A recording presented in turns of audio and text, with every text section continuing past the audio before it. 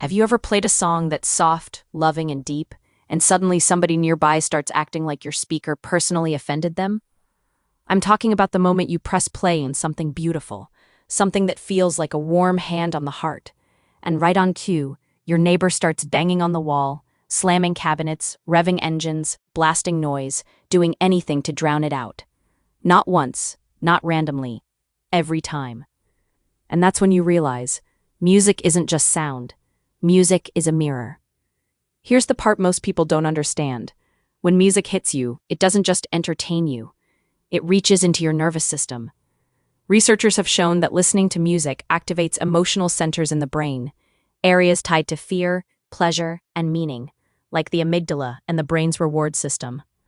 That's why a single melody can bring you peace, or bring you to tears, or pull a memory out of you that you didn't even know was still living there. There's actual dopamine involved, the same feel-good chemical your brain releases when something matters to you. So when you play a song that carries love, tenderness, and truth, it doesn't just float in the air. It lands, it penetrates, it stirs what's inside whoever hears it. And sometimes what's inside someone is not calm. Sometimes what's inside someone is a storm they've been avoiding. That's why I don't rush to call it the devil in some spooky movie way, but I do recognize the pattern. When a person is living out of alignment, out of order, out of their own integrity, anything high vibration can feel like an attack. Not because the music is attacking them, because it's exposing them. Think about it. Calming music lowers your guard, it invites you inward, it asks you to feel. And feeling is exactly what many people have spent years training themselves not to do. Psychology research also shows music is embodied, meaning your body responds to it, not just your mind. Emotional music lights up regions connected to movement and bodily sensation. That's why your shoulders drop when the song is soothing.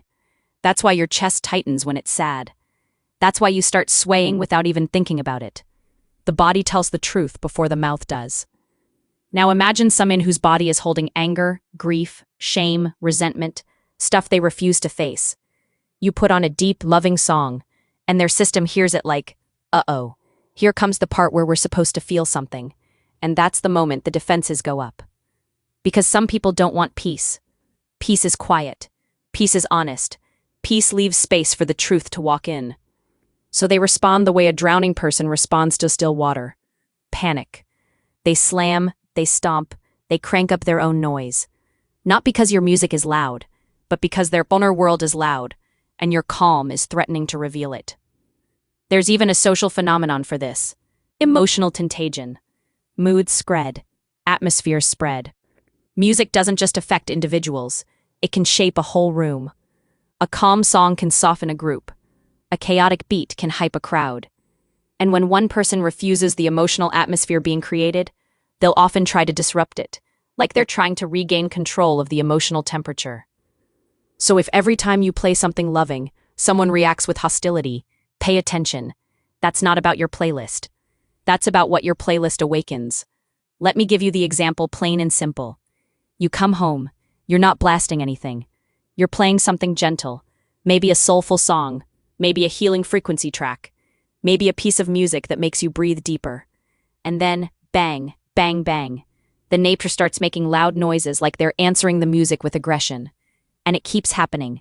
Not once, patterned, predictable. That pattern is a confession. It says, I can't sit with what this brings up in me. And the wild thing is, you don't even have to say a word. You don't have to argue. The music reveals what conversation could never reach. Now, I'm not telling you to judge people. I'm telling you to understand energy and emotion. Music is one of the fastest ways to reach the inner world because it bypasses the intellect. It goes straight into feeling. And feeling is where the unresolved stuff lives. That's why music therapy is a real evidence-based practice used to reduce stress and support mental health. Because curated music can regulate the nervous system and help people process emotions safely. So if music can heal, truly heal, then of course it can also expose what's unhealed. So here's the question. What happens when you choose love anyway? What happens when you keep playing the music that makes you softer, kinder, more grounded, even if someone else tries to drown it out? You don't fight their noise with noise. You hold your frequency. Because the truth is, you're not just playing a song. You're setting an atmosphere. You're choosing a state. You're protecting your inner world. And if your piece triggers someone, that's information, not a reason to shrink. So keep playing the deep, loving songs. Keep choosing what opens your heart. And if you notice the banging on the wall effect, literal or metaphorical, don't be shocked. That's what happens when love enters the room. If this hit home for you, share it with someone who's been confused by people who react strangely to calm, to kindness, to truth. And next time you press play, listen closely, not just to the music, but to what it reveals.